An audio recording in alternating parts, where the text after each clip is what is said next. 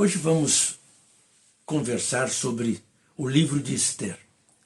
Nossa atenção hoje vai ser sobre o texto do livro de Esther, a história deste texto. O livro de Esther conta uma história que aconteceu no século V antes de Cristo. Em 435, os gregos invadiram o Império Persa e destruíram Suzã, que era uma das capitais do Império Persa, onde a história do livro de Esther ocorre.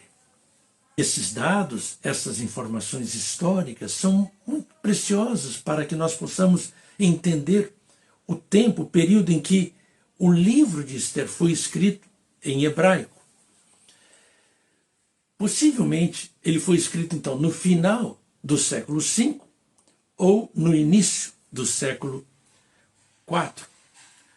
No século III, nós temos a obra de Esther sendo traduzida para o grego, uma obra conhecida como Septuaginta. Foi feita essa tradução na cidade de Alexandria. O faraó do Egito na época, o rei Ptolomeu II, ele foi o patrocinador dessa tradução. Então, no texto da Septuaginta, nós temos o livro de Esther traduzido do hebraico para o grego, porque o grego se tornou a língua praticamente oficial e falada no mundo inteiro. Os textos, os livros do Novo Testamento foram escritos em grego, que mostra a força do helenismo, da cultura grega, dessa filosofia de Alexandre, o grande, o conquistador, que implementou esta língua no mundo inteiro. Então, nós temos, na verdade, dois textos de Esther na Septuaginta, conhecidos como textos da Septuaginta. Temos o texto alfa e temos o texto beta. Alfa é a primeira letra do alfabeto grego e beta é a segunda letra do alfabeto grego. No primeiro século da era cristã, por volta do ano 93, 94, Flávio Joséfos, um judeu que nasceu em Jerusalém, ele escreve as antiguidades dos judeus. E nesta obra nós temos uma tradução de Flávio Joséfos do livro de Esther também para o grego, em paráfrase. Então vejam bem que nós temos já o texto hebraico, os dois textos da Septuaginta, alfa e beta, e agora o texto de Flávio Joséfos. Nenhum deles combina com o outro. São todos diferentes, todos com vocabulário diferente, narrativas diferentes. É claro que tem coisas que estão de acordo, mas há muitas variações nestas narrativas. E no final do século IV, início do século V, nós temos a famosa Vulgata Latina de Jerônimo, que traduz, então, o livro de Esther para o latim, que era a língua oficial do Império Romano. E esta tradução também é diferente dos textos grego e do texto hebraico também. Na verdade, a Vulgata de Jerônimo segue mais o texto beta da Septuaginta, o texto grego beta da Septuaginta, sem ferir algumas partes do texto hebraico, é claro. Mas a Vulgata Latina de Jerônimo é uma obra extraordinária que se tornou a Bíblia oficial da Igreja Católica Romana, até hoje, na verdade. E nós temos algumas traduções em português que tem esses 16 capítulos que nós não temos na Bíblia hebraica. Temos apenas no texto beta da Septuaginta e temos também na Vulgata de Jerônimo. E vale a pena ler, porque é um texto que tem uma apresentação de Mardoqueu e de Esther mais religiosos, fazendo orações, tendo visões, tendo sonhos.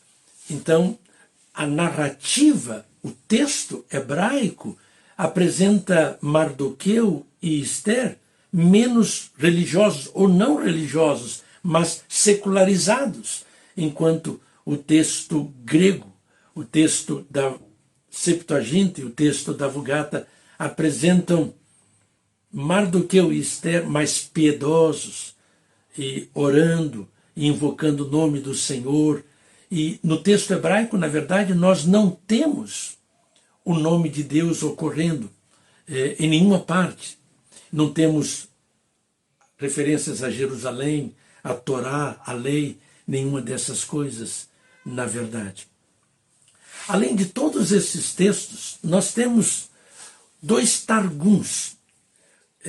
Targuns são textos normalmente aramaicos. No período persa, a língua falada entre os judeus era o aramaico. O hebraico começou a ser esquecido pelos judeus e principalmente por parte dos jovens, dos adolescentes. Então, eruditos judeus, tementes a Deus, então eles escrevem 2 targuns. Targum em hebraico, targumim. O aramaico e o hebraico são 2 línguas bem próximas, como o português e o espanhol. E targum significa interpretação, paráfrase. É uma tradução interpretativa, na verdade, e não literal. Esses targuns, eles seguem a metodologia judaica do Midrash e não do Peshat. O Peshat prima por uma tradução literal, mas o Midrash prima por uma tradução interpretativa, que busca o espírito da letra, e não apenas a letra, o espírito da palavra, na verdade. Faz lembrar Jesus, Paulo, que chegou a dizer que a letra mata, mas o espírito vivifica. E nós encontramos no Novo Testamento, de certa forma, esses escritores e os apóstolos escrevendo, buscando uma interpretação da Tanar, que é a Bíblia, o Antigo Testamento em hebraico, mas buscando uma interpretação não literal, mas uma interpretação mais espiritual, não apenas a letra, mas o espírito da palavra, o espírito do texto, na verdade. Então nós temos, além de todas estas versões que nós já mencionamos, temos o texto hebraico, os textos da Septuaginta, Alfa e Beta, temos o texto de Flávio Josefos, temos a Vulgata, o texto em latim, e nós temos também os targuns em aramaico. Impressionante. Quanta história envolvendo este texto. O que é surpreendente é que no século passado, no período de 1947 a 1956, vários manuscritos foram encontrados nas cavernas de Qumran, conhecidos como manuscritos de Qumran, conhecidos também como manuscritos do Mar Morto. Nesses manuscritos encontrados, nós temos todos os livros, manuscritos de todos os livros da Tanar, do Antigo Testamento. Na sua totalidade, ou em parte, pelo menos. Mas não há coisa alguma sobre o livro de Ester. Isto é muito curioso e muito surpreendente. Por que aqueles habitantes daquelas cavernas, daquele sítio arqueológico, por que eles não tinham nenhum texto de Ester? Talvez porque o livro de Ester em hebraico não tenha o nome de Deus, eles não considerassem o livro de Ester um livro religioso, um livro inspirado por Deus. Bem, mas nós temos o livro de Ester no cano hebraico, no cano judaico, e nós temos também o livro de Ester no cano cristão. E nós, a Bíblia protestante, tem o livro de Esther de acordo com o texto hebraico. E isto é muito interessante, muito digno de nota, na verdade. E nós gostaríamos de compartilhar isto com você. Há uma coisa interessante num dos textos do livro de Esther, num dos versículos, capítulo 3, versículo 2, aquela história de que Mardoqueu se recusa a se prostrar diante de Amã, porque o rei Xerxes, também conhecido como Assuero, ou Assuero Xerxes, tinha dado uma ordem para que as pessoas se curvassem diante de Amã. Na Bíblia em português, normalmente, nós encontramos essa tradução, que as pessoas, que Mardoqueu se recusa a curvar-se. Mas o texto hebraico, a palavra em hebraico, é a palavra shahar. Essa palavra shahar significa adorar mesmo. Nós encontramos este verbo, shahar, em hebraico, 172 vezes no texto da Tanar, o Antigo Testamento em hebraico. Este verbo, shahar, adorar, nós encontramos, por exemplo, no Pentateuco, nos 5 livros da Bíblia, os cinco primeiros livros da Bíblia, a parte mais importante do Antigo Testamento para os judeus. Em todos os livros nós encontramos este verbo, shahar, com sentido de adorar. No capítulo 20, Deus disse que nós não deveríamos shahar, adorar as imagens, os deuses falsos, mentirosos. Então nós encontramos isto ensinado no Antigo Testamento com este verbo. No livro dos Salmos, os salmistas dizem para nós adorarmos ao Senhor, shahar. Nós encontramos isto lá. E esta palavra foi traduzida para o grego na Bíblia, na Septuaginta, por proskunel. Então, esse proskunel, nós encontramos os magos indo adorar Jesus, o Hamashia.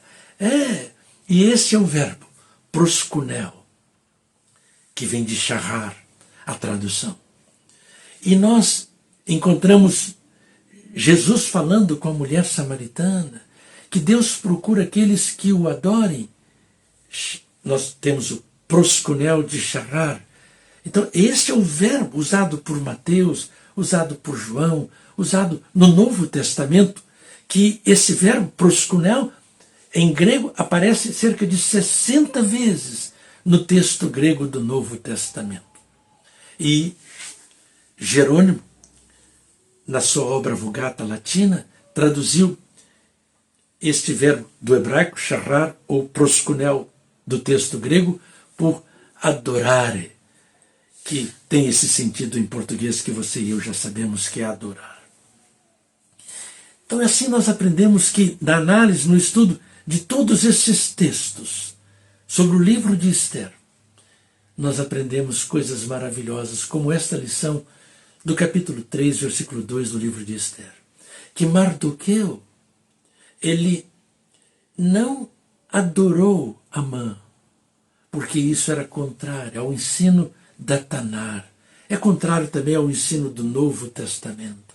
Então, tanto os textos em hebraico, quanto os textos em grego, quanto o texto em latim, todos favorecem a nossa compreensão, a atitude correta de Mardoqueu, de não se curvar diante de Amã, de não adorar Amã, porque somente ao Senhor devemos adorar. Ah, meu querido amigo, que coisa maravilhosa é quando nós temos a oportunidade de estudar a palavra de Deus, a história dos livros de Deus, dos textos da palavra de Deus, e assim aprendemos a amar mais o nosso Deus, que permitiu que este livro de Esther estivesse entre os livros considerados sagrados, inspirados para nós, porque encerra lições maravilhosas, como as lições que temos no livro de Esther. a importância de crermos num Deus que é soberano, que tem as rédeas da história em suas mãos.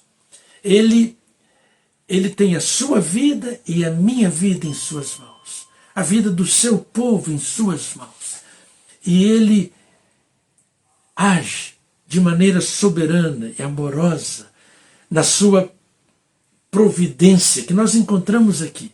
Nós não temos na nossa vida, na nossa história, na história do povo de Deus, na Bíblia, coincidências. Nós temos a providência de Deus revelada. E a minha oração é que você possa continuar amando a palavra de Deus, procurando conhecê-la cada vez mais, mergulhar em tudo aquilo que diz respeito à palavra do Senhor. E que nesse mergulho na palavra de Deus e no Deus da palavra, você possa encontrar um Deus que te ama e que por isso tem preservado esta palavra para você e para mim, para que nós possamos lê-la e através das lições aqui aprendidas possamos amar mais, não apenas a palavra, mas o Deus desta palavra. Que Ele te abençoe e te guarde, que Ele faça resplandecer o seu rosto sobre ti e que Ele tenha misericórdia de ti, que o Senhor sobre ti levante o seu rosto e te dê paz. Um forte abraço.